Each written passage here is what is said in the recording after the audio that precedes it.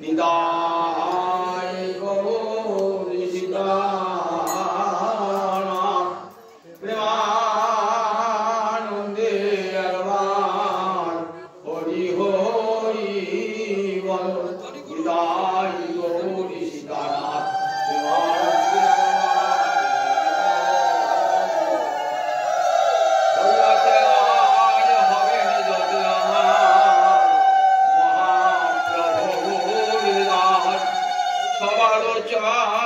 চরণ বন্দি দন্তে করি ঘাস।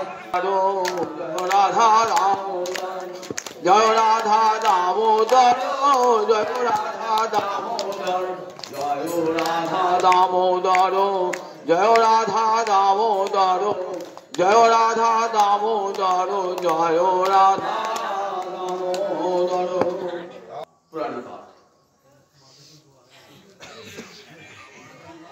হরি কথা শুনবো কেন, এর উত্তরটা শ্রীমদ্ ভাগবতী আছে। গোপীজিতে কৃষ্ণ হারিয়ে গোপীরা যমুনার তীরে একত্রিত হয়ে কৃষ্ণ নাম কীর্তন করছে। বলছেন তব কথামৃতং তপ্ত জীবনং কবিভিরিতাম কল্মষাপহং শ্রবণ মঙ্গলং কল্মষাপহং শ্রীমদাততং ভুবি গিরন্তি তে ভুগিদা জনা। তব কথামৃতং তপ্ত জীবনং, তোমার কথা অমৃত তুল্য। অমৃত পাওয়া যায় কোথায়? স্বর্গে পাওয়া যায়। স্বর্গে অমৃত পেলে কি হয় না, স্বর্গে অমৃত পেলে দীর্ঘ যৌবন লাভ হয়, স্বর্গে সুখ ভোগ হয়। সেই অমৃতে কোনোদিন কৃষ্ণ প্রাপ্তি ঘটে না। সুখদেব তখন হরিকথা অমৃত পরিবেশন করতে বসেছেন হরিদ্বারে ব্রহ্মকুণ্ডের তীরে।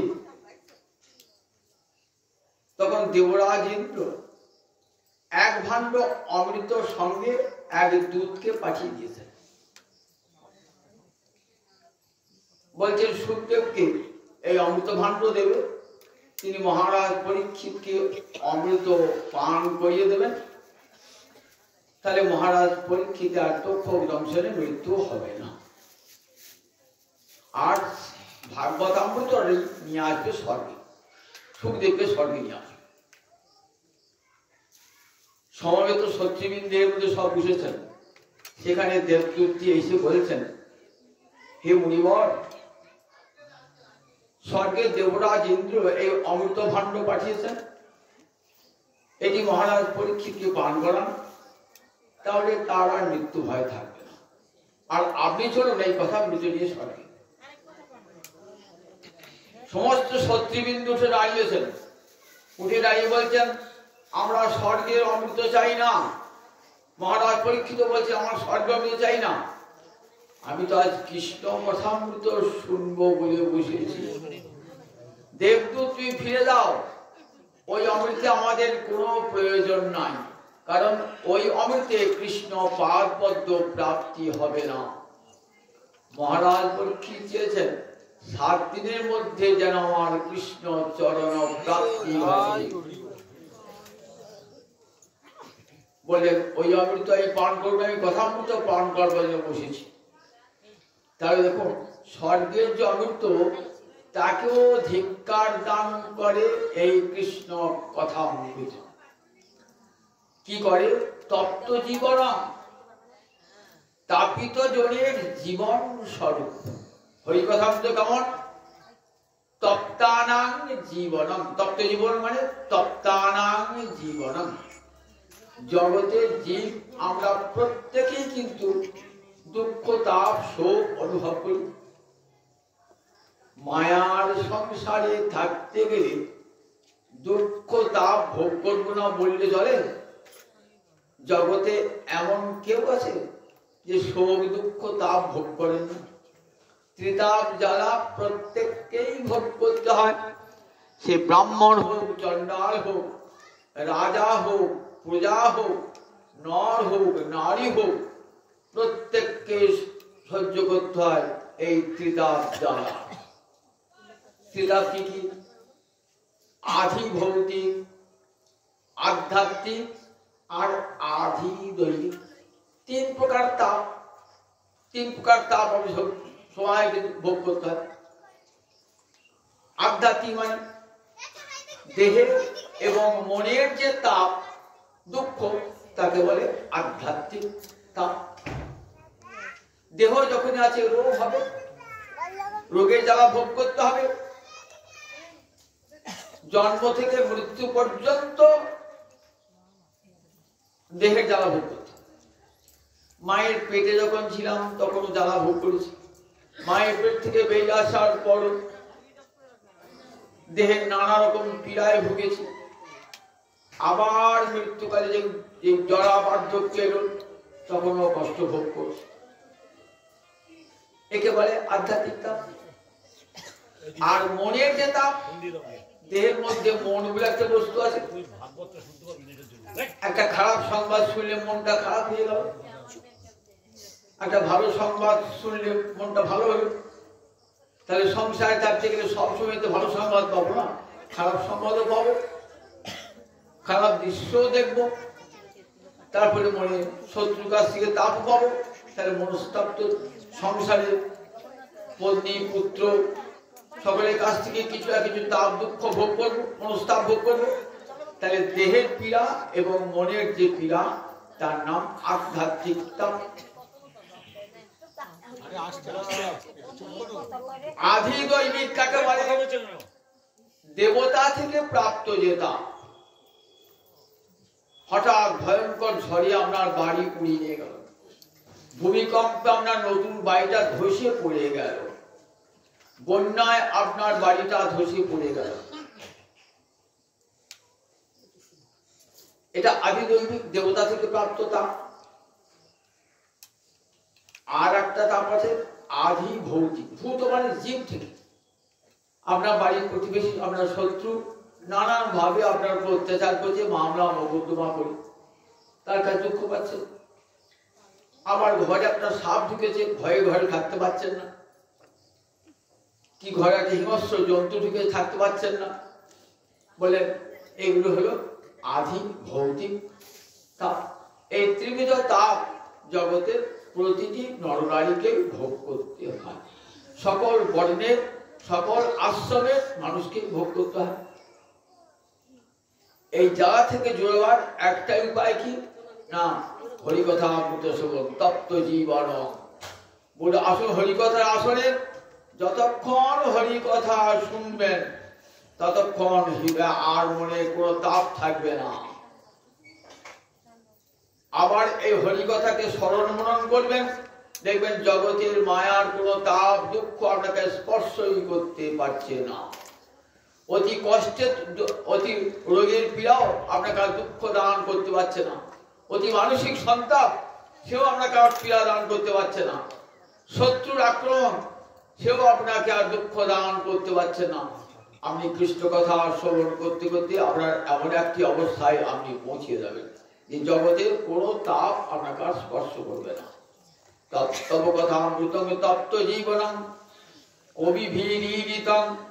শিখা পোশাক কবিভিরিতং। কবি মানে পণ্ডিত বিদ্বান জনেরা শাস্ত্রে কৃষ্ণ কথার প্রশংসা করেছেন, বেদে ঋষিরা করেছেন, পুরাণে ঋষিরা করেছেন, কবিরা করেছেন, পণ্ডিতরা করেছেন ভগবানের কত প্রশংসার কথা। কবি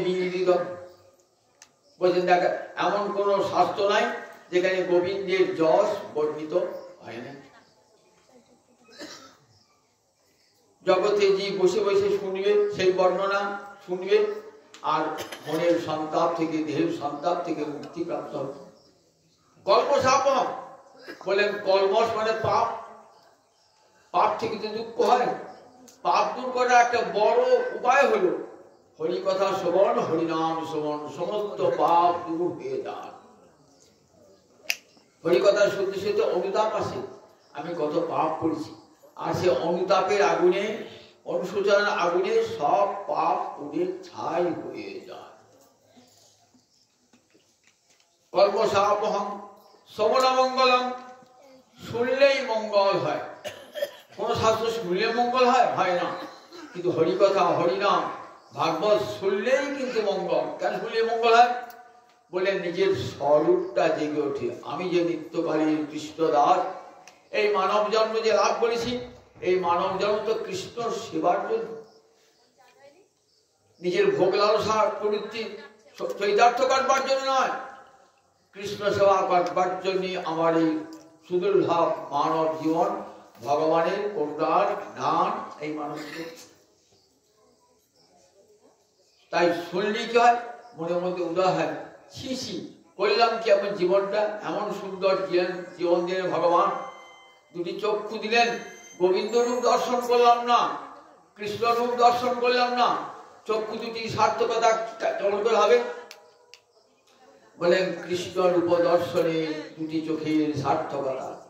কবিরাজ গোসাই বাল বলছেন, বংশী গানামৃত ধাম, লাবণ্যামৃত জন্মস্থান, যে না হেরে সে চাঁদ বদন, সে নয়নে কিবা কাজ পড়ুক তাহার মুন্ডেবার, সে নয়নে রহে কি কারণ।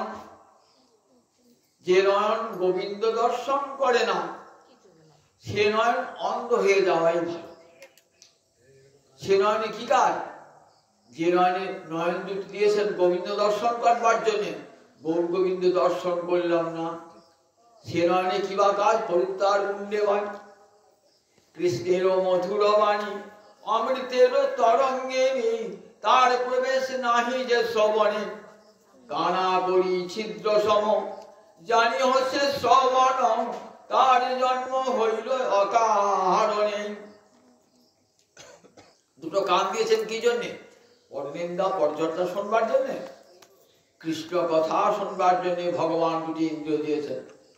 কিন্তু আমরা সারা দিন রাত সকাল থেকে উঠে সন্ধ্যা পর্যন্ত পরনিন্দা পরচর্চায় শুনে শুনে বেড়াই। বলে এই কানের সার্থকতা কিসের? বলে এই কানটা কানা করি ছিদ্র সমান। কড়ি আগে পয়সার সমান ছিল, তখন তো মুদ্রা ওঠে নাই। কড়ি দিয়ে মানুষ দোকানে যাবেন, একটা কড়ি দুটো কড়ি দিয়ে আপনি জিনিস কিনলেন, চাল কিনলেন, ডাল কিনলেন। যদি কড়িটা কানা হতো তাহলে দোকানদার নিতে বলতো অচল। তাহলে কানা করি ছিদ্র শোভ, দুটো কান, যে কান কৃষ্ণ কথা শোভে না সে কান কানা করি ছিদ্র শোভ। কৃষ্ণের অথর অমৃত, কৃষ্ণ গুণ সুচরিত, সুধাসার সাধু বিনিন্দন, তার সাহায্যে যে না জানে জন্মিয়া না হইল কেন, সে রসনা ভেকো জিহ্বা সম। কৃষ্ণের রসামৃত, জিহ্বা দুটি কি খাওয়ার জন্য? কৃষ্ণের রসামৃত মানে কৃষ্ণের প্রসাদ, গোবিন্দের প্রসাদ, কৃষ্ণের রসামৃত। আর কৃষ্ণের চরিত্র কথা বল জিহ্বা কেন দিয়েছেন ভগবান? কৃষ্ণ রসামৃত করবার জন্য, কৃষ্ণ কথা বলবার জন্য, কৃষ্ণ গুণগান করবার জন্য। আর সেই জিহ্বা দিয়ে যত অখাদ্য কুখাদ্য খাচ্ছি, যা আমার অন্তরে কৃষ্ণ স্মরণ করতে দেবে না। কৃষ্ণের রসামৃত, কৃষ্ণ গুণ সুচরিত, সুধা সাহারে সাধু বিনিন্দন। বলে অমৃতর থেকেও সার বস্তুযুক্ত। বলে এই দুটো জিহ্বা, এই আটটা করে জিহ্বা দিয়েছেন কেন? মানুষকে জিহ্বা দিয়েছেন কেন?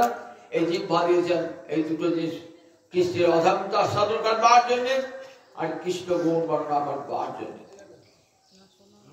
সে রসনা ভেকো জিহ্বা সম, যে রসনা দিয়ে শ্রীহরির প্রসাদ গ্রহণ করা হয় না, বিষয়ের কথা বলা হয় ব্যাঙের জীবের মতো। ব্যাঙের জীব পুকুরের ধারে বসে ব্যাঙ ডাকছে কর কর কর কর করে। সাপ যাচ্ছিল, সে তো খাবার খুঁজছে, শিকার খুঁজছে, যে শব্দ পেল না, সঙ্গে সঙ্গে ধ্বনি অনুসরণ করে চলে গেল গর্তে, একবার ধরলো, খপ করে ব্যাংকটাকে খেয়ে দিল। বলে ঠিক এমনি করে কি করে কাল সর্প বিষয় সর্প আক্রমণ করবে, যত ওই কৃষ্ণ কথা না বলে যত বিষয়ের কথা বলবেন, কাল সর্প আপনাকে আক্রমণ করবে। তাই কৃষ্ণের রথামৃত কৃষ্ণ সুচরিত সুদাসার সাধুবিনে সমস্ত ইন্দ্রিয় কৃষ্ণ সেবার জন্য কর্মসাপহং শ্রবণ মঙ্গলম। শ্রীমৎ বলেন লক্ষ্মী দেবী, শ্রী শ্রী মানে লক্ষ্মী, শ্রী থাকে কোথায়? যেখানে হরি সেবা, যেখানে হরি কথা, যেখানে হরিনাম, সেখানে লক্ষ্মী দেবী বিরাজমান সবসময়। কেন না তার পতি নারায়ণের কথা হচ্ছে। সতী চান পতির প্রশংসা, পতির গুণ। সতী সেখানে সব সময় বিদ্যমান থাকেন, যেখানে হরিকথা হরিনাম, সেখানে সেই ঘরে লক্ষ্মী সবসময় বিরাজমান। ভুবি আচত হরিকথা কার রেখে গেছেন? বলেন ব্যাসদেব রেখে গেছেন, প্রহ্লাদ রেখে গেছেন, নারদ রেখে গেছেন, সমস্ত ঋষিরা মুনিরা রেখে গেছেন হরিকথা। ভুবি আচত পৃথিবীতে ছড়ানো রয়েছে। আর এই হরিকথা যারা জগতে দান করেন তারা ভুরি দাতা, ভুরি দানা। ভুরি মানে প্রচুর প্রচুর দান করেন তারা। এই দানের উপর অন্য কোনো দান নাই। ঘরা ঘরা টাকা দান করলেন, মোহর দান করলেন, সে থাকবে না। কিন্তু হরিকথা অমর বস্তু, অমৃত ও হার মারি দেয়। পরম দান হরিকথা। কে দান করেছেন? ব্যাসদেব দান করেছেন, সুখ দান করেছেন, নারদ দান করেছেন, প্রহ্লাদ দান করেছেন। বলেন তারা জগতে ভুরি দাতা। তাই হরিকথার আসর বসেছি, হরিকথা শুনবো আমরা। বলেন গোপীরা যা করেছেন জগতে একটাই মাত্র কথা, কৃষ্ণ কথা, আর সব বৃথা। শ্রীমদ্ ভাগবতী পঞ্চম স্কন্ধে আমরা দেখি রাজর্ষি ভরতের পিতা, তার নাম ঋষভদেব। ঋষভদেব এই ভগবানের একজন অবতার। ক প্রকার অবতার আছে? 6 প্রকার অবতার আছে। 6 প্রকার, 6টা না, 6 প্রকার অবতার অসংখ্য গোবিন্দের। আমরা মনে করেন ওই 10টা অবতার আছে তো জয়দেবের স্তোত্রে, 10টা অবতার শুধু জয়দেব বর্ণনা করছে, কিন্তু অসংখ্য অবতার ভাগবত বর্ণনা পুরাণে খুলে দেখবেন অসংখ্য ভগবানের অবতারা ঝসম খেয়া। সুত গোস্বামী নৈমিষারণ্যে বলছেন গোবিন্দের অবতার, তার গুণাগুণ অগণিত অবতার ভগবানের। সেই অবতার 6 প্রকার।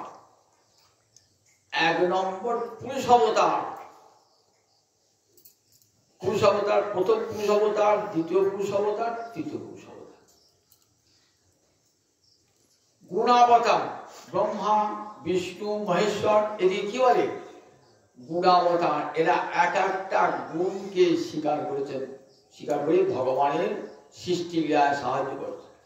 ব্রহ্মা রজগুণের অধিপতি, বিষ্ণু সত্যগুণের, মহাদেব তমগুণের অধিপতি। এরা ভগবানেরই গুণাবতার। ভগবানের অবতার গুণাবতার। লীলাবতার, কোন বিশেষ লীলা করবার জন্য যখন ভগবান আসেন, মৎস্য কুর্ম এগুলি সব ভগবানের লীলাবতার।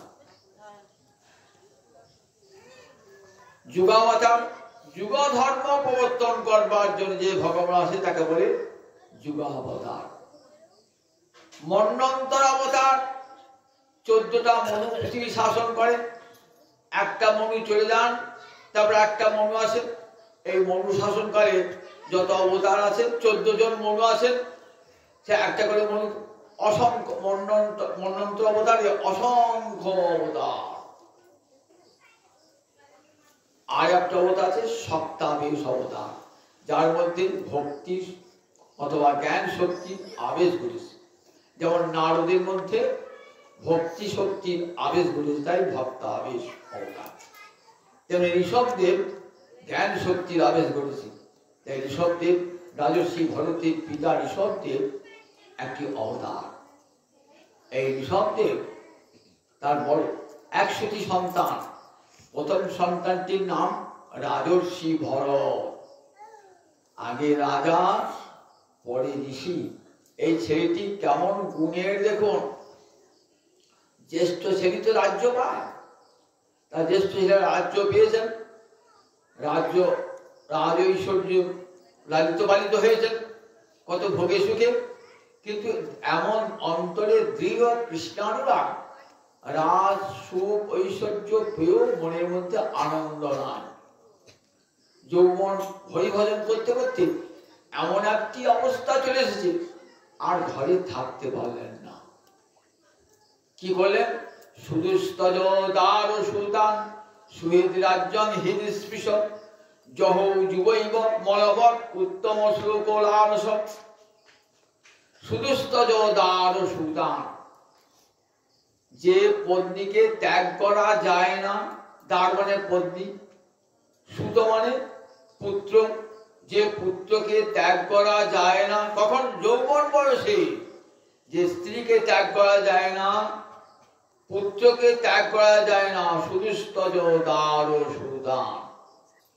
শহীদ আত্মীয় স্বজনকে ত্যাগ করা যায় না, রাজ্য রাজ্য ত্যাগ করা যায় না, কারণ হৃদস্পৃশ, এরা হৃদয়কে স্পর্শ করে। আপনার ছেলেরা একটু অসুখ করলে পরে কি হয়? মানে আমার অসুখ করেছে, এমন হৃদয়কে স্পর্শ করে। ছেলের কষ্ট হলে পরে, স্বামীর কষ্ট হলে, স্ত্রীর কষ্ট হলে আমার হৃদয়কে স্পর্শ করে। সুহৃদ রাজ্য হৃদস্পৃশ জহ পরিত্যাগ করলেন, জহ মানে পরিত্যাগ করলেন। কখন পরিত্যাগ করলেন? যুবৈব, বুড়ো বয়সে নয়। বুড়ো বয়সে ত্যাগ আপনি হয়ে যায়, সংসার ত্যাগ করিয়ে দেয়। দেখেন না, বুড়ো বয়সে বাম্মারা একবারে কোথায় বৃদ্ধাশ্রমে যাচ্ছে, তাকে সংসার সংসার ছাড়ো, এবার সংসার, সংসার থেকে আর সংসারে রাখতে চায় না, আপদ হয়ে যায় সংসারে। একদিন যখন টাকা পয়সা উপার্জন করেছেন, শক্তি সামর্থ্য ছিল, সবাই ভালোবাসত। যে বুড়ো হয়ে গেলেন, খুব পুকুরে কাশছেন, ঘরের মধ্যে রয়েছেন, ডাক্তার বন্দি আনতে হচ্ছে, তখন আপদটা পাবে, বিজয় হবে। দেখেছেন তো, এই হলো সংসার। যে সংসারে যেন সব দিয়েছেন, সেই সংসার আপনাকে আর চাইছে না, আপনার সব শেষ করে নিয়েছে, সমস্ত কর্মটা নিয়েছে, আর এখন বলছে ঠাঁই নাই, ঠাঁই নাই।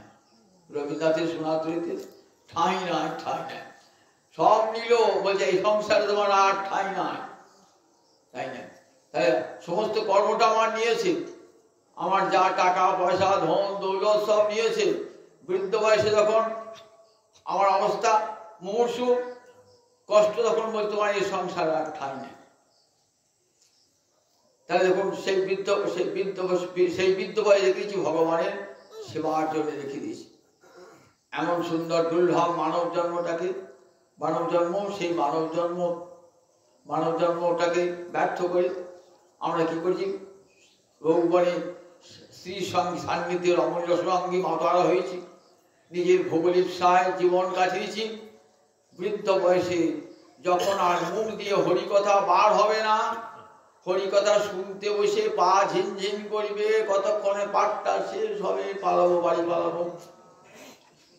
আমিও ভাবছি কত করে পাঠটা শেষে উঠে পালাবো। বৃদ্ধ বয়সে এমন সবারই অবস্থাটি হয়তো, বৃদ্ধ বয়সে সে ধৈর্যও থাকে না। সেই বয়সটা আমাদের গোবিন্দ সেবার জন্য রেখে দিয়েছে। রাজর্ষি বড় তা নয়, কিন্তু দেখুন, সুদুস্তজ দার সুদান সুইত যুবক বয়সে পরিত্যাগ করলেন। যখন সংসারী কত আকর্ষণ, তখন পত্নী পুত্রের প্রতি কত আকর্ষণ, কেমন ত্যাগ করলেন? মলবৎ পরিত্যাগ করলেন। মলবৎ উদাহরণটা দিলেন কেন? মল ত্যাগ করে যেমন ঘৃণায় আমরা পিছনে তাকাই না, তেমনি সংসার ত্যাগ করে, মলবৎ পরিত্যাগ করে আর পিছনে তাকালেন না, ঘৃণা। কৃষ্ণ ভক্ত সংসার ত্যাগ করে আর পিছন ফিরে তাকান নয়, হা কৃষ্ণ বলতে বৃন্দাবনের দিকে। রূপ সনাতন সংসার দিকে তাকিয়েছিলেন, অত উচিত হবে না। আর রাজর্ষি ভরতকে দেখতে হবে না। এই কলিযুগ আমার দেখো, মহাপ্রভুর কৃপাতে কেমন কেমন সংসার, রূপ সনাতন শ্রীজীব সংসার ছেড়ে পাগল হয়ে চলে গেলেন। রঘুনাথ দাস গোস্বামী, বৃন্দাবনী ছয় গোস্বামী কেমন করে ভজন করছে বলুন তো একবার? এমন ভজন দেখাতে পারবে কোথাও? কি কম ভজন করছে?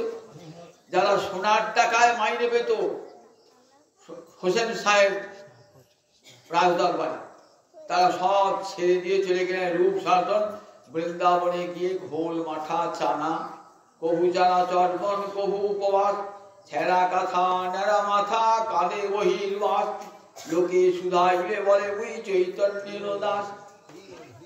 এমন ভজন জগৎ দেখাতে পারবেন? কোন ধর্মে এমন ভজন আছে? কিরকম ভজন দেখুন, গাছ তলায় শুয়ে আছে, গাছের শিকড়ে মাথা দিয়ে শুয়ে আছে, সাপ আছে কি, সিংহ আছে কি, বাঘ, তখন বৃন্দাবন হিংস্র জন্তু সমাধি। তখন গোবিন্দ চরণে মোট দেহ যদি রাখবার দরকার গোবিন্দ রাখবেন, যদি খাবার জোর থাকে জোটাবেন, নাহলে খাবো না। তারা একদিন পালঙ্কের উপর শুয়েছেন, রূপ সনাতন পালঙ্কের উপর শুয়েছেন, কত মূল্যবান শয্যার উপর শুয়েছেন, কত ভোগে সুখে মানুষ হয়েছেন। বৃন্দাবনে গিয়ে কামের ভজন করছে, একবার দেখুন বলবৎ ত্যাগ করছে। তার মহারাজ পরীক্ষিত অবাক হয়ে গেছে। মহারাজ পরীক্ষিত হরিদ্বারে ব্রহ্মকুণ্ডতে এসেছেন না, তখন অনেকটা বয়স, ভাবছেন এরা কত বয়স। সুখদেব বলছেন, মহারাজ আপনি তো অভিশাপ পেয়েছেন বলে এসেছেন, যদি অভিশাপ না পেতেন তাহলে কি আসতেন?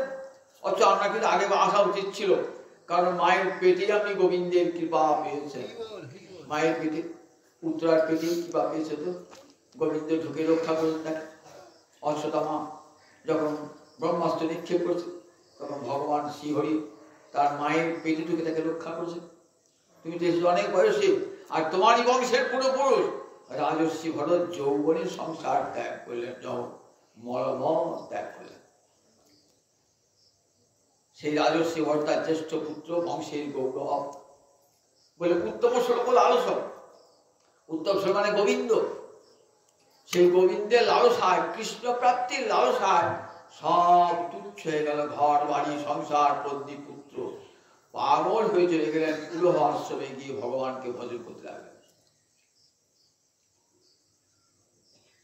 এরই আরো ৯৯ জন ভাই আছে, তার মধ্যে ৯ জন নবযোগীন্দ্র, বাকি ৮১ জন তারা সব কর্মমার্গের প্রবর্তক। এদিকে উপদেশ দান করছেন ঋষভদেব।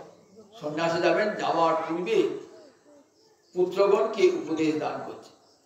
বলছেন, দেখো এই যে সুন্দর মানব জন্ম, সুদুর্লভ মানব জন্ম, এই মানব জন্মের কর্তব্য সাধু সেবা, আর সাধু সেবা হতে গোবিন্দ সেবায় মতি লাভ হয়ে যায়।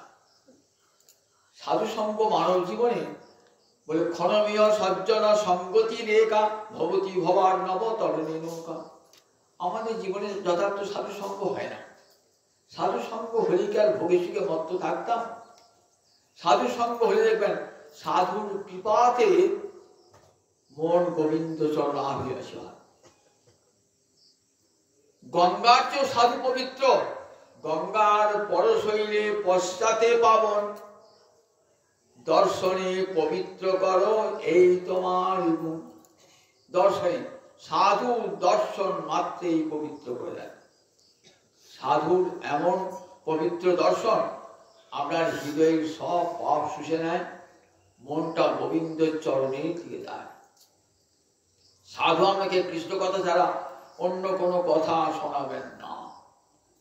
বলে দেখো মানব জীবনে সাধু সঙ্গ বড় সুদুর্লভ, আর এই সাধু সঙ্গে কি হয়? কৃষ্ণ চরণে মতিলাভ হয়ে যায়।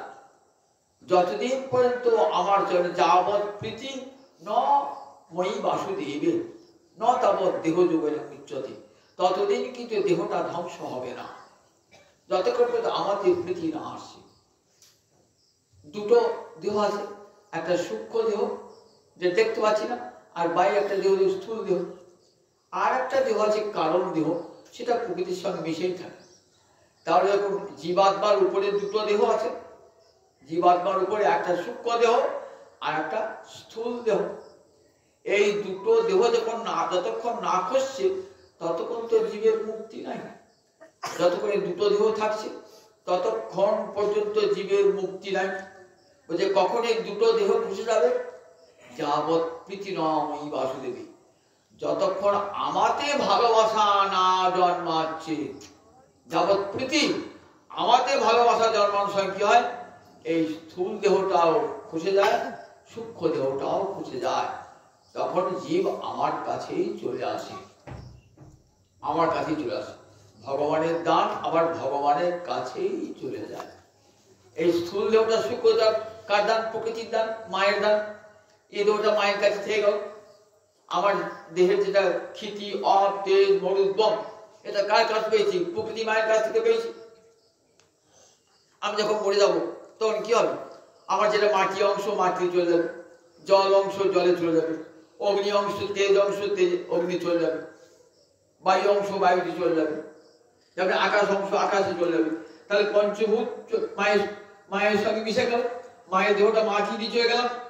আর পিতার দান জীবাত্মা অহং বীজপদ পিতা। গীতায় কি বলা আছে?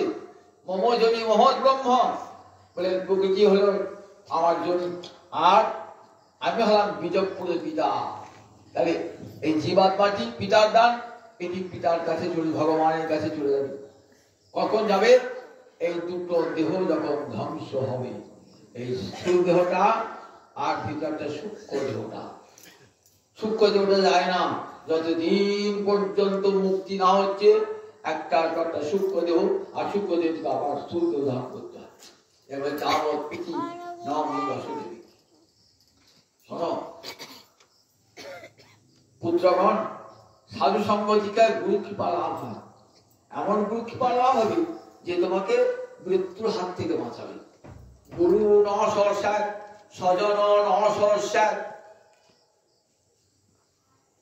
পিতা ন সস্যাৎ, জননী ন সাস্যাৎ, প্রতিষ্ঠ ন সস্যাৎ, দৈবং ন তৎস্যাৎ, যো ন মুছেৎ সম্পেদ মৃত্যু। যে মৃত্যুর হাত থেকে বাঁচাতে পারবে না গুরু ন সস্যাৎ, বলে তিনি কখনো গুরু হবেন না। মৃত্যুর হাত থেকে কি করে বাঁচাবেন গুরুদেব? তা বলে বারবার আসা আর যাওয়া, যতদিন কর্মক্ষয় না হচ্ছে ততদিন আসা যাওয়া করতে হবে।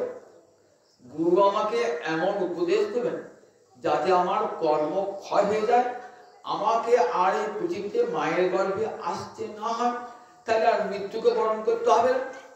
তাহলে গুরুদেব এমন উপদেশ দেবেন যাতে আমার দুটো দেহ চিরকালের জন্য ধ্বংস হয়ে যায়, আর আমাকে জননী জঠরে আসতে না হয়, জন্ম মৃত্যুর চক্রে আসতে না। এটি গুরু। গুরু ন সস্যাৎ, যে গুরু এই কৃষ্ণ ভজনের উপদেশ দান করেন না তিনি কখনো গুরু হবেন না। সেই গুরুকে যদি ত্যাগ করা, সেই গুরুদের যদি লঙ্ঘন করা হয়, পাপ হবে না। শাস্ত্রে বলেছি গুরু ত্যাগ করলে পরে পাপ হয়, গুরুদের লঙ্ঘন করলে পাপ হয়। দেখুন একটা কাহিনী শোনা যাচ্ছে। গুরু ন সস্যাৎ, বলি রাজা, নাম শুনেছেন তো? বলি, বলি কার ছেলে বলুন দেখি? প্রহ্লাদের পুত্র বিরোচন, বিরোচনের পুত্রের নাম বলি। বলি ছিল অসুরদের রাজা। প্রহ্লাদ নাম শুনেছেন তো? দৈত্যরাজ হিরণ্যকশিপুর পুত্র হল প্রহ্লাদ। প্রহ্লাদের ছেলের নাম বিরোচন, বিরোচনের পুত্রের নাম বলি। অর্থাৎ প্রহ্লাদের নাতি হলেন বলি রাজা। সেই বলি রাজা কি করেছেন? এত তার প্রতাপ যে স্বর্গরাজ্য জয় করিয়েছে। দেবতারা এবং দেবতাদের রাজা ইন্দ্র স্বর্গচ্যুত হয়ে এখানে সেখানে ঘুরে বেড়াচ্ছে। দেবতাদের মায়ের নাম কি? অদিতি, আর অসুরদের মায়ের নাম দিতি। দিতির সন্তান হল দৈত্য, আর অদিতির সন্তান হল দেবতা। তা কোন মায়ের সন্তান যদি যদি গৃহচ্যুত হয়ে যায়, বাড়ি ছাড়া হয়ে যায়, স্থান ছাড়া হয়ে যায়, তখন মায়ের অন্তরে কষ্ট হয় তো। আমার ছেলেগুলো ঘুরে ঘুরে বেড়াচ্ছে, একটু জায়গা থাকবার জায়গা কেড়ে নিয়েছে, লোকের পাশে বাড়ির লোকটা কেড়ে নিয়েছে, বড় জমিদার কেড়ে নিয়েছে, মায়ের তো কষ্ট হবে, হবে না? কষ্ট হবে না? আমার ছেলেরা বসবাস করতে পারছে না, এখানে রাস্তায় পথে ঘাটে ঘুরে বেড়াচ্ছে। তা মা দিদির মনে খুব কষ্ট, কারণ দেবতারা সর্বসারা হয়ে গেছে তো, খুব কষ্ট। অদিতি তখন স্বামী কশ্যপকে বলছেন, দেখো ছেলেদের কষ্ট তুমি চোখে দেখছো না? ছেলেগুলা কি কষ্টে ঘুরে বেড়াচ্ছে। কশ্যপ ভাবছে যে দৈত্য ওরাও তো আমার ছেলে, ওরাও তো আমার ছেলে, দৈত্যরাও আমার ছেলে, আবার দেবতারা আমার ছেলে। ছেলে ছেলে বিবাদ, একদল ছেলে তাই দিয়েছে, একদল একদল ছেলে ঘর দখল করে আছে। দুই ছেলেতে বিবাদ, এক ছেলে এক ছেলেকে বাড়ি থেকে তাই দিয়েছে, এক ছেলে রয়েছে। তা মায়ের মন, অতিথি সন্তান তো, মায়ের মনে কষ্ট হচ্ছে। বলছেন দেখো এক কাজ করো, যদি দুঃখ কষ্ট মোচন করতে চাও তাহলে একটাই উপায়, গোবিন্দ কৃপা লাভ ছাড়া জগতে কেউ কষ্টের হাত থেকে মুক্তি পায় না। প্রণত ক্লেশ নাশায় গোবিন্দায় কৃষ্ণায় গোবিন্দায় হরে পরমাত্মনে। প্রণত ক্লেশ নাশায় গোবিন্দায়, গোবিন্দ চরণের শরণাগতি ছাড়া জীবের দুঃখ কোনোদিন মোচন হয় না। তাহলে শোনো কল্যাণী, তোমাকে একটা উপদেশ দিই। কি উপদেশ? তুমি ব্রত করো, সেই ব্রতে হরি আরাধনা করো, দেখো শ্রী হরির কৃপা হয় পাবে, তোমার ছেলেরা আবার ঘরে ফিরে পাবে, আবার স্বর্গে ফিরে পাবে। সুকঠোর তপস্যা আরম্ভ করলেন অদিতি। ভগবান শ্রীহরি দেখা দিলেন সেই তপস্যায়, মায়ের তপস্যায় ভক্তিতে প্রেমেতে তুষ্ট হয়ে দেখা দিলেন।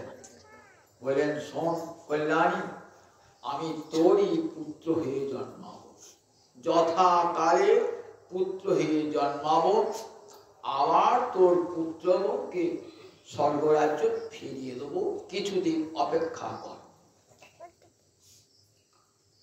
মায়ের মনে সান্ত্বনা হল যে ভগবান আসবেন, ভগবান কথা দিয়েছেন, এবং আমার গর্ভে আমার পুত্র রূপে আসবেন এবং আমার পুত্রগণকে আবার স্বর্গরাজ্য ফিরিয়ে দেবেন। যথা সময় এসেছেন ভগবান অদিতির গর্ভ থেকে। কিরকম ভগবান দেখুন, বামন ভগবান। কিরকম ভগবান? এক হাত ভগবান। বামন মানে খড়বাকৃতি। বামন ভগবান, বামন রূপ ধারণ করে এসেছেন ভগবান। ছোট্ট ছেলে যখন জন্মগ্রহণ করল, সঙ্গে সঙ্গে উপনয়ন টুপনয়ন সব হয়ে গেল, ঋষিরা উপনয়ন করে দিলেন। এইবার ব্রাহ্মণের ছেলে গলায় পইতে দিয়েছে, পায়ে খড়ম আছে, গেরুয়া পোশাক পরেছে, আর কি থাকে? একটা ঝোলা থাকে, ভিক্ষা টিল। ভিক্ষা দেহি ভগবতী বলে না, ভিক্ষা দেয়। দেখেন পইতে সময় দণ্ডি থেকে দাঁড়িয়ে ভিক্ষা দেয়। ব্রাহ্মণের ছেলে যখন ব্রহ্মচর্য অবলম্বন করে, উপনয়নের সময় দেখেছেন নিশ্চয়, ঠিক বামনের উপনয়ন হয়ে এইবার বামন একটা ভিক্ষার ঝুড়ি নিয়ে, হাতে একটা দণ্ডি নিয়ে, পায়ে দুটো খড়ম পরে, গেরুয়া পোশাক পরে, মাথায় একটা ছাতা নিয়ে হাঁটছে। লোকে দেখছে একটা ছাতা যাচ্ছে, মানুষটাকে দেখতে পাচ্ছিল তো, ছোট্ট বড় মানুষ তো, ছাতা দেখিয়ে দিয়েছে।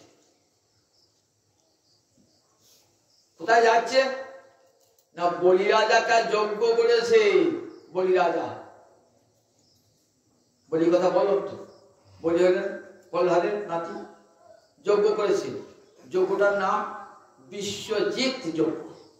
বিশ্বজিৎ মানে সারা বিশ্বকে জয় করে নেবে, কেমন যজ্ঞ করেছে। যজ্ঞ করে কি করতে? দান করতে। যজ্ঞ মানে দান। যে কোনো যজ্ঞ করে দান না করে যজ্ঞ অসম্পূর্ণ হয়ে যায়। তাই যজ্ঞে দান দেবেন। বলি খুব দাতা, বলি অসুর হলে কি হবে? বলি খুব দাতা, প্রতিদানে বলির মধ্য। কথা আছে না, বলির কাছ থেকে কেউ আর ফেরত আসবে না। বলি এমন দান দেবেন আর অন্য কোনো জায়গায় দান চাইতে হবে না।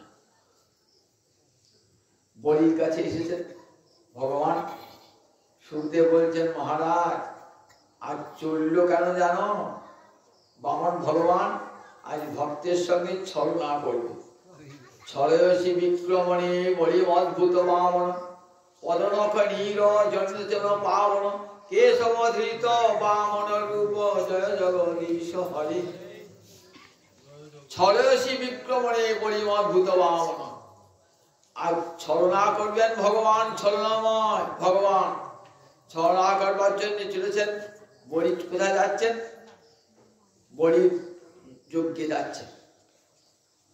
জটিলং মানবকং দৃষ্টা, মানবক মানে ছোট মানুষ, জটিলং। আচ্ছা, জটিলং মানে যার জটা আছে, তো তার জটা আছে, তা পৈত হয়েছে, পৈত তো মস্তক মুন্ডন করতে হয়। মস্তক মুন্ডন জটা থাকে নাকি? সুখদেব বলছেন জটিলং মানবকং দৃষ্টা, জটাধারী ছোট্ট মানুষটিকে দেখে। তাহলে সুখদেব পাগল হয়ে গেলেন নাকি? বলতে বলতে কৃষ্ণ কথা বলতে বলতে বললেন না না সুখদেব পাগল হয় নাই কখনো। বলছেন জটাটা মাথায় নাই। জটাটা কোথায়? জটা প্যাঁচ দিয়ে চুলে জটা থাকে তো। বলে ওই জটাটা প্যাঁচটা আছে ভগবানের কোথায়? পেটের মধ্যে প্যাঁচটা আছে, প্যাঁচ আছে। কি করবেন? আর বলিকে ছলনা করবেন বলে ভগবান ওই জটাটা দ্বারা উঠলেন। যাচ্ছেন ভগবান বলির কাছে যখন পৌঁছিয়েছেন না, বলি তো ব্রাহ্মণে বলির বড় ভক্তি, বলির বড় ভক্তি। উত্তম আসনে বসেছেন, বলির পদ্মেছেন বৃন্দাবলী, পরমা ভক্তিমতী বৃন্দাবলী চরণ ধুয়ে দিচ্ছেন। বৃন্দাবলী বল, বৃন্দাবলী কি ভক্তি? ভক্তিমতী তো চিনতে পেরেছেন যে আজ আমার গৃহে কে এসেছে। চরণ ধুয়ে বসেছেন, কি নেবে বলো? বৃন্দাবনী যারা বলছেন কি নেবে, কি তোমার দান দেওয়ার শক্তি আছে? কার দান নিয়ে কাকে তুমি দেবে? এই জগৎটাই গোবিন্দের দান, তোমার সম্পদ তো সবকিছু গোবিন্দের দান। একজনের জিনিস দিয়ে আমরা তাকেই দান, ভগবান জিনিস আমার ভগবানকে দান। একবার কথা, ভগবানের জিনিস নিয়ে খাচ্ছ আমরা ভগবানকেই দান। আমরা বললাম ভগবানকে দিচ্ছি। আমি গোবিন্দকে গোপালকে একটা সোনার ঢাল করিয়ে দিলাম। কত বড় মুখ আমরা বলুন দেখি। ভগবানকে সোনার ভগবানের মন্দির তৈরি করে দিলাম, ভগবান রাধারানীর চরণে নুপুর করে দিলাম। তুমি দেবার কে গো? তার জিনিস নিয়েই তাকে দিচ্ছ। ভগবানকে দেওয়ার ক্ষমতা কারো আছে? সব তো ভগবানের। আপনি খাচ্ছি যাচ্ছেন পয়সা ব্যয় করে, সব তো ভগবানের। তাহলে আবার বলছি ভগবানকে দিলাম। তুই ভগবানকে দেবার কে? তুই ভগবানকে, তুমি তো ভগবান নিয়ে খাচ্ছ, ভগবান দিতে পারো? বৃন্দাবনের অন্তরে ভাব মানে। আর বলি তখন রাজ অহংকার যায় না। কি নেবে? চরণ টন ধুয়ে উত্তম আসনে বসিয়ে বলছেন কি নেবে বলো? বলছেন শোনো বলি, আমার পা দেখছো, আমার চরণ দেখছো? হ্যাঁ দেখছি। আমার একটু আশ্রম করবার জায়গা নাই, তা একটু আশ্রমের জন্য জায়গার দরকার। তাই বলুন কত জায়গা দিতে হবে? বলুন যা বলুন তাই দেবো। এই আমার পা দেখছো তো? এই পদানি ত্রিণী মম সম্মিতা, এ আমার পায়ের মাপে 3 পা জমি। মোহনী হো হো করে এর মধ্যে আশ্রম তৈরি হবে নাকি? 3 পা জমিতে আশ্রম বানানো হয় নাকি? 3 পা জমিতে? শোনো, তুমি যে ব্যাপারটা আমাকে দ্বীপের অধিপতি করে দিচ্ছি, একটা জায়গায় একটা রাজ্যের সার্বভৌম অধিপতি করেছে। বললে আমি ওসব চাই না, আমার এই 3 পদানি, এই 3 পা পরিমিত ভূমি পেলে হবে। এই তুমি দেখো বয়সটা কাঁচা তো, তোমার বুদ্ধি একবারই নাই। এই 3 পা ভূমি নিয়ে তোমার কি হবে? বলছেন 3 পা ভূমি পেয়েও যদি কেউ সন্তুষ্ট না হয়, তাহলে ইন্দ্রের ঐশ্বর্য পেয়েও তার তুষ্টি হবে। বলিয়ে কথা অর্থ বুঝতে পারলেন না। ভগবান ঘুরিয়ে বলেন ভগবানের মায়ায় বলি বিমোহিত, ভগবানের মায়ায় বলি বিমোহিত। তুমি না, আমি আর কিছু চাই না। শোনো, আমি তো ব্রাহ্মণ মানুষ, ওই অল্পে তুষ্ট। সর্বা সম্পদ বললেন সন্তুষ্ট নিজস্ব মানুষ। যার মন তুষ্ট, ওই স্বল্প পেয়ে সে তুষ্ট হয়ে যায়, ওইটুকু পেয়ে হবে। ভালো করে চিন্তা করে বলো, চিন্তা করে বলো। বলে আমি চিন্তা করেই বলছি, ওই 3 পা বেশি ভূমি আমি নেবো না। বলিবন্দি বৃন্দাবলী বলছেন রাজা তোমার, তুমি কি ভাবছো কি? আর স্বয়ং ভগবান নারায়ণে তুমি জানো না তুই বলছো কি? বলিস যেদিকে যাচ্ছ না। বলি গুরুদেব এসেছে, গুরুদেব এসে বলছে বলি তুমি দান দিতে যেও না, তুমি দান দিতে পারবে না। পারবো না? কে দান দিতে এসে বলুন আজকে? স্বয়ং ভগবান লক্ষ্মীপতি নারায়ণ দান দিতে। তুমি দান দিতে পারো? তোমার তাকে দান দেওয়ার ক্ষমতা নাই, তুমি পারবে না দান দিতে। বলি তোমার ভাগ্য, নারায়ণ আমার কাছে হাত পাচ্ছে, আমি দেবো না? বলি তোমার এত অহংকার, তুমি পারবে না। দেখো গুরুবাক্য লঙ্ঘন করো না, গুরুবাক্য লঙ্ঘন করলে তোমার পাপ হবে, তুমি শ্রীভ্রষ্ট হবে। বলে গুরুদেব যতই বলুন, আমি যখন দান দেবো বলেছি তখন দেবই। আমি সত্য ভ্রষ্ট হব না, ঐশ্বর্য ভ্রষ্ট হবো, তথাপি সত্য ভ্রষ্ট হব না। দান আমি দেবই দেব। দান দিতে পারবে তুমি তো? বলে হ্যাঁ আমি দান দেবো। আমি তোমাকে অভিশাপ দিলাম, গুরু অভিশাপ। বলছে আমি মিথ্যা কথা বলতে পারবো না। বললেন দেখো, কিছু কিছু ক্ষেত্রে মিথ্যা বললে পাপ হয় না। কিরকম? গো ব্রাহ্মণ হিংসার্থে, একটা গরু, একটা ব্রাহ্মণ, তাকে রক্ষা করবার জন্য প্রয়োজন, তোকে যে মিথ্যা কথা বলেন ক্ষতি হয় না। স্ত্রীর সঙ্গে রহস্যালাপ করতে যে মিথ্যা কথা বলেন পাপ হয় না। নিজের বৃত্তি জীবিকা রক্ষা করবার জন্য মিথ্যা কথা বলেন, সেখানে পাপ হয় না। নিজের জীবন রক্ষার জন্য যদি মিথ্যা কথা বলেন, সেখানে পাপ হয় না। তাহলে দেখো, নিজের জীবিকা রক্ষা করবার জন্য যদি মিথ্যা কথা বলো, পাপ হবে না।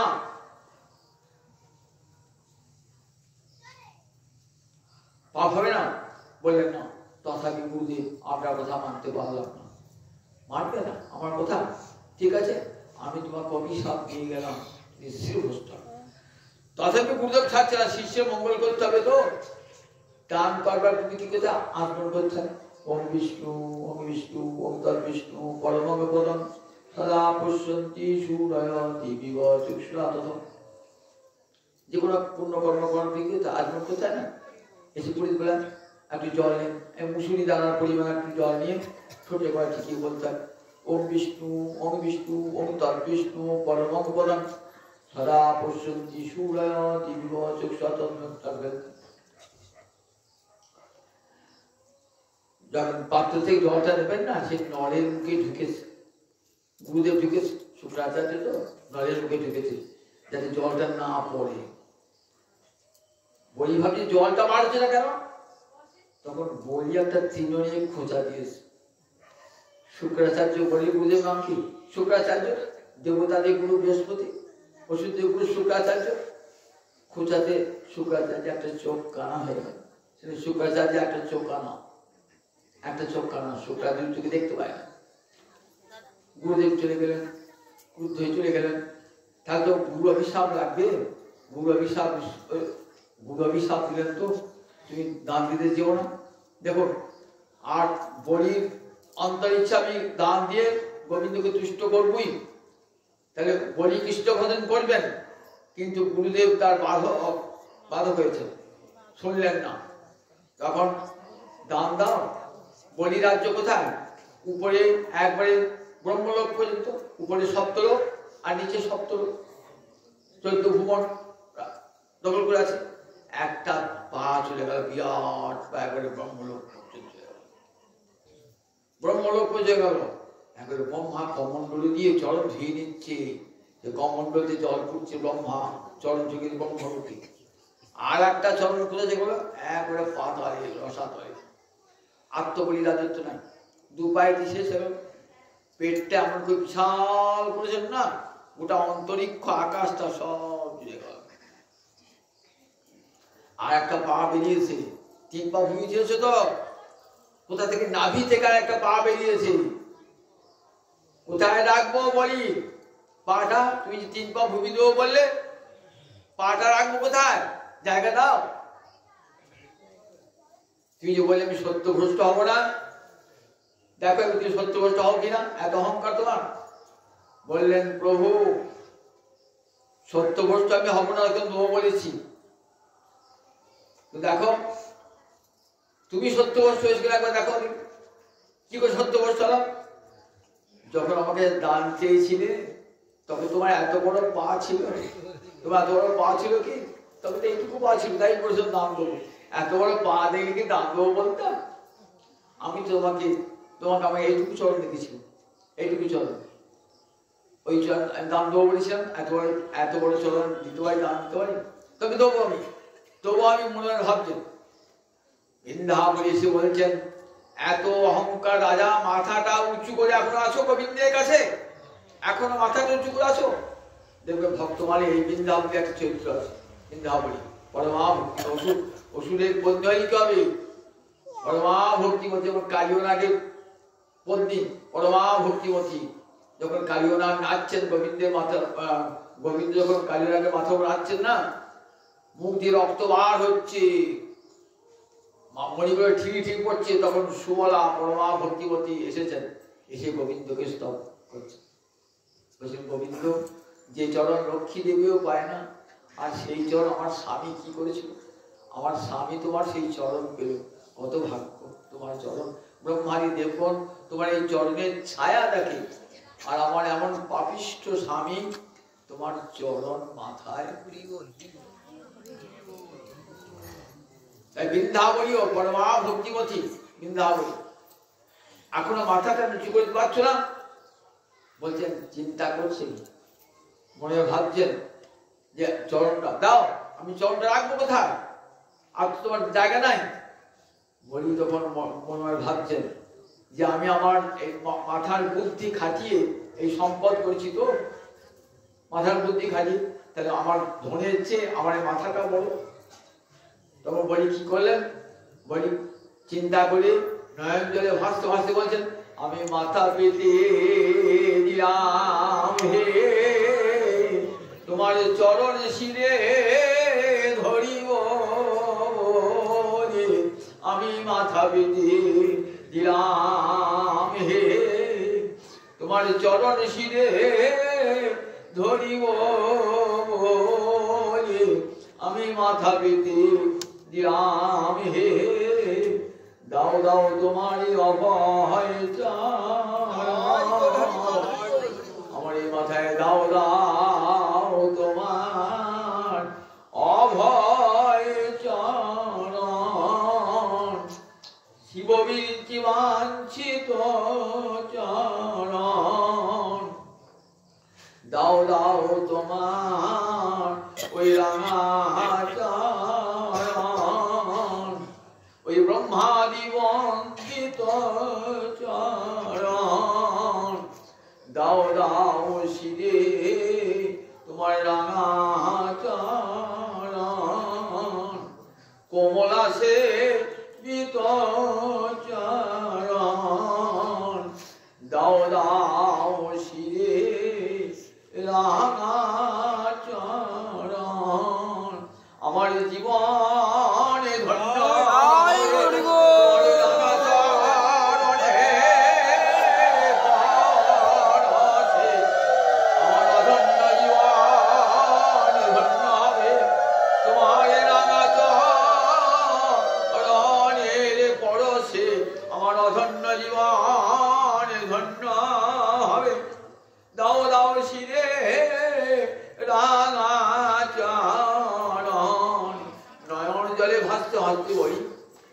গোবিন্দ দিলেন চরণ। দেখুন বলির কোন সাধন নাই, কিন্তু গোবিন্দ চরণ পাওয়া সোজা কথা। কত কত যোগী ঋষি যুগ যুগ ধরে যোগ জ্ঞান তপস্যা করে গোবিন্দ চরণ পান না, আর বলি পেয়ে গেলেন গোবিন্দ চরণ। কি করে পেলেন বলি, কি করে পেলেন? কৃপাতে পেলেন। কি করে কৃপাটা হলো? ওই যে দাদু পিতামহ প্রহ্লাদ পিতামহ বংশে যদি একজন বৈষ্ণব জন্মায়, ভক্ত জন্মায়, তাহলে তার উপরের কুল নিচের কুল সব কৃতার্থ হয়ে যায়। কুলং পবিত্রং জননী চ কৃতার্থা। উপরে পিতৃপুরুষরা নৃত্য করে যে আমার বংশে একজন বৈষ্ণব জন্মিয়েছে, হরিভক্ত জন্মিয়েছে। নৃত্যন্তি পিতর সর্গী, পিতৃপুরুষগণ আনন্দে নৃত্য করে যে আমার বংশে একজন হরিভক্ত জন্মিয়েছে। আমাকে যখন তর্পণ করবে তখন কি জল দেবে? গোবিন্দের চরণামৃত দান করবে। আমাকে মহালয়ার দিন আমাকে গোবিন্দের প্রসাদ দান করবে। নৃত্যন্তি পিতর সর্গী। হরিভক্ত যখন তারা দেয় না, পিতৃপুরুষে কি দান করে? প্রসাদ দান করে। তাই প্রহ্লাদ কি প্রহ্লাদের নাতি তো, তাই কৃপা পেয়ে গেলেন। বংশে বৈষ্ণব জন্মায় না, ওই ভক্তির রক্ত বংশ পরম্পরায় প্রবাহিত হয়। ওই রক্তটা বড় মূল্য, বড় মূল্য। ভক্তি একবারে হৃদয়ে গেঁথে যায়। ওই ভক্তি নিয়ে এসেছেন বলি মহারাজ। বলিকে বরুণ পাশে বেঁধেছেন, বলির মাথায় বলির মাথায় চরণ দিয়েছেন। দূরে প্রহ্লাদ দাঁড়িয়ে দেখছেন। প্রহ্লাদ বলি কাঁদতে কাঁদতে বলছে, পিতামহ আমার তো কোনো সাধন নাই, ভজন নাই, আমি পেলাম কোন সাধনে? তোমার কৃপায় পেয়েছি গোবিন্দ চরণ মাথায় পিতামহ। তাই পিতামহ তোমাকে কোটি কোটি দণ্ডবত প্রণাম জানাই।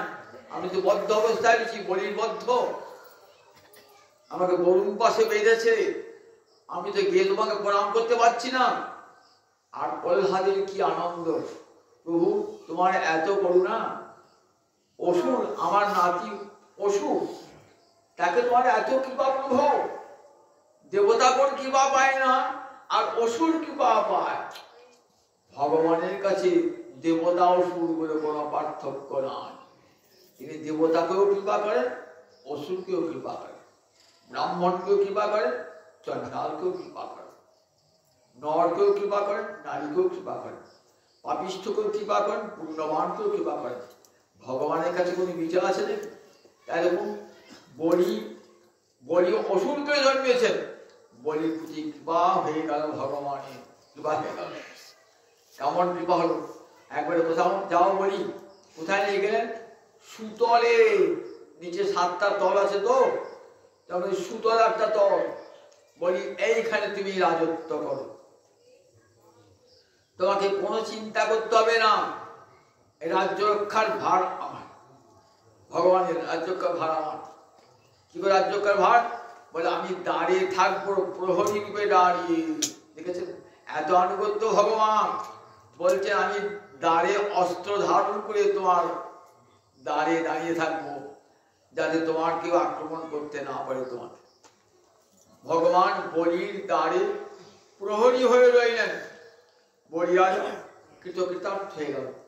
তাহলে গুরুবাক্য লঙ্ঘন করেছিলেন, তার জন্য বলির কোনো ক্ষতি হয়েছিল? কোনো ক্ষতি হয় না। যদি গুরুদেব কৃষ্ণ ভজনের বিরোধিতা করেন, তাহলে সেই গুরুবাক্য লঙ্ঘনে কোনো পাপ হয় না। গুরুদেবকে প্রণাম জানিয়ে, তাকে প্রণাম জানিয়ে তার বাক্য লঙ্ঘন করলে কোনো ক্ষতি হবে না। বলি কিন্তু গুরুকে যথার্থ সম্মান দান করেছেন, কিন্তু তার বাক্যটা রক্ষা করতে পারেন নাই। বলি কৃষ্ণ ভজন করবি, আর ওষুধদেব গুরু শুক্রাচার্য কৃষ্ণ ভজনে বাধা দিয়েছেন। দেখেন এখানে ঋষভদেব বলছেন যে দেখো বৎস, যদি সেই গুরু হবেন না যে গুরুদেব তার শিষ্যকে মৃত্যুর পথ থেকে বাঁচাতে পারবেন না। বলিরাজাকে এমন কৃপা করলেন, বলিরাজা আর জন্মমৃত্যু চক্রের বাইরে চলে গেলেন। বলিরাজা এমন কৃপা হলো, গোবিন্দের এমন কৃপা লাভ হয়ে গেল, সুতলে চলে গেলেন। এবং সুতলে গিয়ে গোবিন্দ বললেন, দেখো আমি তোমাকে তোমার রাজ্যের প্রহরী হয়ে থাকলাম, যখনই তুমি বিপদে পড়বে আমাকে স্মরণ করবে, দেখবে আমি অস্ত্র হাতে সব সময় তোমাকে পাশে রয়েছি। কত বড় কৃপাটা হয়ে গেল। বলিকে কৃপা করলেন ভগবান, বলি কৃপা সিদ্ধ ছড়েয়সী বিক্রমণী বলি অদ্ভুত বামন পদরক্ষণীর জনিত জন পাবন। তুই পদবিক্ষেপ দ্বারা ভগবান এক নাম উরুক্রম, কেন উরুক্রম নাম?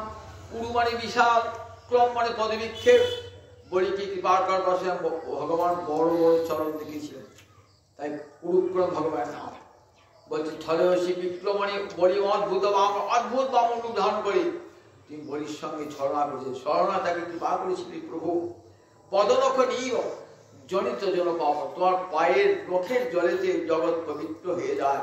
গঙ্গা তোমার পায়ের নখের জল তুই জগৎকে পবিত্র করছে, ত্রিধারায় প্রবাহিত হয়ে। স্বর্গে স্বর্গগঙ্গা মন্দাকিনী, পাতালে পাতাল গঙ্গা ভগবতী, মর্তে ভাগীরথী দেবী, তোমার পদনখনীর জনিত জন পাবন। কেশবধিত বামন রূপ, হে বামন রূপধারী গোবিন্দ তোমার জয় হোক, তোমার জয় হোক, জয় জয়। একটু কৃপা করলেন।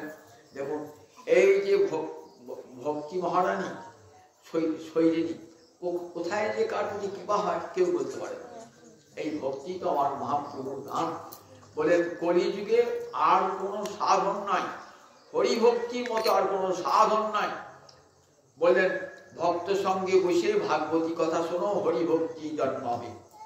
গৌর হরি আর নিতাই চান, দুই ভাই হৃদয়ের খালি অন্ধকার, দুই ভাগ বৎসঙ্গে গড়াইল সাক্ষাৎকার। গৌর হরি আর নিতাই চাঁদ কলিজীবের দ্বারে দ্বারে কি বলে বেড়ালেন? যাগ যজ্ঞ তপস্যা জ্ঞান কোনো কিছুই কলিযুগে ফল দান করবে না। কলিযুগে হরের নাম হরের নাম হরের নামই কেবলম, কলৌ নাস্তিব্য নাস্তিব্য নাস্তিব্য গতির অন্যথা। কি সত্য বলেন? নাস্তি এব নাস্তি এব নাস্তি এব। কলিতে আর জ্ঞান যোগ তপস্যা কোনো কিছু হবে না, কেবল হরে কৃষ্ণ কৃষ্ণ কৃষ্ণ হরে হরে, হরে রাম রাম রাম হরে হরে। নিতাই চাঁদ বলে, যাও নিতাই চাঁদ, আমি রইলাম এখানে গম্ভীরা মন্দিরে আবদ্ধ রইলাম, মুনি ধর্ম গ্রহণ করি, জগৎজীবকে দিতে এসলাম হরিনাম। যাও নিতাই, জগৎজীবের দ্বারে দ্বারে গিয়ে হরিনাম দাও। জগৎজীবের দ্বারে দ্বারে নিতাই আমার মহাপ্রভু সেই আদেশ পালন করবার জন্য চণ্ডাল প্রতিটি জীবের ঘরে ঘরে যাইয়া হরিনামে মহামন্ত্র দিচ্ছেন বিলাইয়া। যারি দেখে তারে কহে দন্তে তিল ধরি, আমার কে নিয়ার একবার বলো হরি। ক্ষণে হাসে ক্ষণে গায় ক্ষণে উড় ছায়, সোনার পর্বত যেন ধুলাতে গায়। কত বর্ণা বলুন দেখি। ভগবান গড়াগড়ি দিচ্ছেন, একবার তোরা কৃষ্ণ বলে রে, ওই কলি হত জীবি তোরা একবার কৃষ্ণ বলে রে। এত গরজ আর কোন ভগবানের হয়েছে? সেই গৌর হরিকে নিতাই চাঁদ না ভালোবাসি। হেন অবতারে যাহারে রতি না জন্মিল, লোচন বলে সেই পাপিয়ে আর গেল, তার আশা যাওয়া সার হলো রে। এমন সাধের মানব জানামে পেয়ে একবার হরি বলল না রে। এমন সাধের মানব জানামে পেয়ে একবার হরি বলল না রে, তার আশা যাওয়া সার হলো রে। এমন সাধের মানব জানামে পেয়ে একবার হরি বলল না রে। এমন মানব জন্ম গোবিন্দ দিয়েছেন, কিবার দান জানি না পরের জন্মে কি হবো। যখন এই জন্ম পেয়েছি, এই জন্মে গান হলে হরি করে নেবো। গুরু বৈষ্ণব ভগবানের তিনের শরণ হয় বিঘ্ন বিনাশন। গুরু বৈষ্ণব ভগবানের স্মরণ করি, হরিনামকে আশ্রয় করি, মানব জীবন সার্থক বোঝায়। তাই